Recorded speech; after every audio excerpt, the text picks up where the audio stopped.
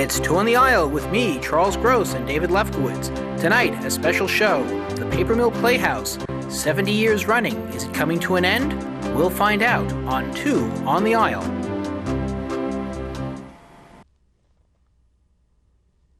Good evening, I'm Charles Gross. Welcome to Two on the Aisle. Tonight, David Lefkowitz is sitting in for Jeff Goodman.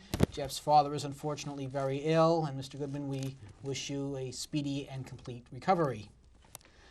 Tonight, we have a very special guest from the Paper Mill Playhouse, Patrick Parker, one of the artistic associates. Right. But no relation to Peter Parker. No, although I've been called Peter all my life, even by my own father, so, I'm used to it. Okay. If you slip, that's fine. Well, he is actually here to help the Paper Mill perform a very heroic act, namely Staying Alive. Staying alive is absolutely right. We are...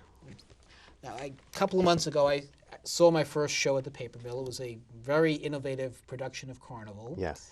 And I'm getting releases and announcements that you guys are going full head into Seven Brides for the Seven Brothers. They're rewriting the show. They've got some beautiful dancing in it, I'm told. And then all of a sudden, the Paper Mill is dying. What happened? Well, it was a series of unfortunate events. It's kind of like the perfect storm, really. We went into this season, first of all, with no cash reserve.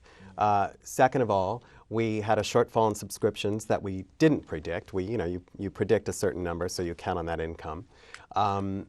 Two of the first four shows fell well below their expected income goals, even though the other two exceeded those, but it didn't quite balance it.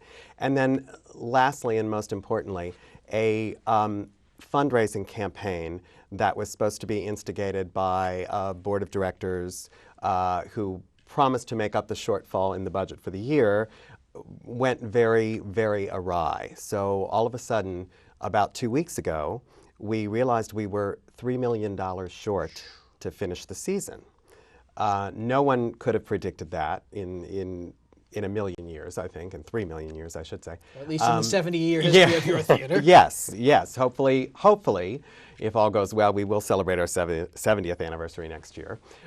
So sort of at the 11th hour, several very committed board members said, well, what we need to do is go to a lending institution who will float us the money to get through the season. And in the meantime, we can strategize, we can regroup, we can really launch this fundraising campaign that has not gotten off to the start that we wanted it to, and make it totally public, go to the state of New Jersey and the community and say, we need Paper Mill, and really ensure our future.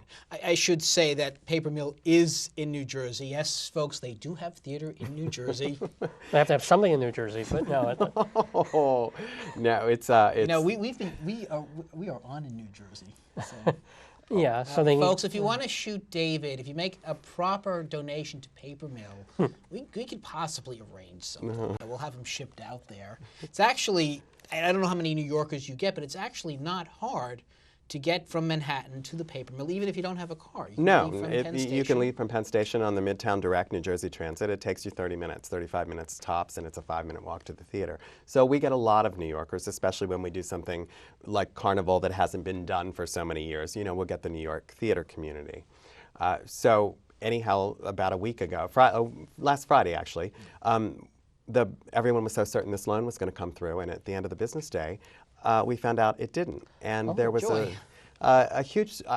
I think there was this moment in time when we thought, well, what is the board going to do? Or they're just going to close the doors. So there was a little core of us that worked, through the weekend, night and day, and finally said, we need to go public with this because we have to give our community, both the state of New Jersey and the theater community, a chance to step up to the plate and save Paper Mill. And I brought you guys a little... Thank you very much. Thank you very, very much. Save Paper Mill buttons. Save Paper Mill. If you hadn't spent all this money on buttons. Well, they were donated. They were donated. Finally, in the crisis stage, we got very good at getting the services and T-shirts, and we threw a huge, I don't know if you know this, we threw a huge pep rally outside the theater on Monday evening, literally closed off the street, brought in a portable stage that was donated by the city of Millburn, where Paper Mill is, lights donated by Pushcart Players, which is a wonderful children's theater group in New Jersey, and a sound system donated by Randy Hansen and his company. He's our sound engineer. And our crew and everybody rallied around, and they set this thing up. And I was on the phone, for a week. I got to somebody in every Broadway show that was a Paper Mill alumni, because there are Paper Mill alumni in every single Broadway show, and several of the national tours and the off-Broadway shows. And they started sending the word out. And I got a bunch of celebrities, including John Lloyd Young, who sort of Tony launched his Winter career at yeah. Paper Mill. Judy McLean, who's in Mamma Mia, who launched her career at Paper Mill, and Kelly Rabke and Gloria Crampton and Nell Benjamin and Barrett Foa, who's currently in Spelling Bee and Avenue Q before that, and is slated to star in our production of Pirates, the new version of Pirates of Penzance. And they all came out, including the former governors Cody, Kane, and Byrne, Senator Kane, our mayor. They showed up with all their bells and whistles, and got up on stage and spoke to a huge crowd, and trying to rally the community around this cause that has been so important to the state of New Jersey for so many years. Right. And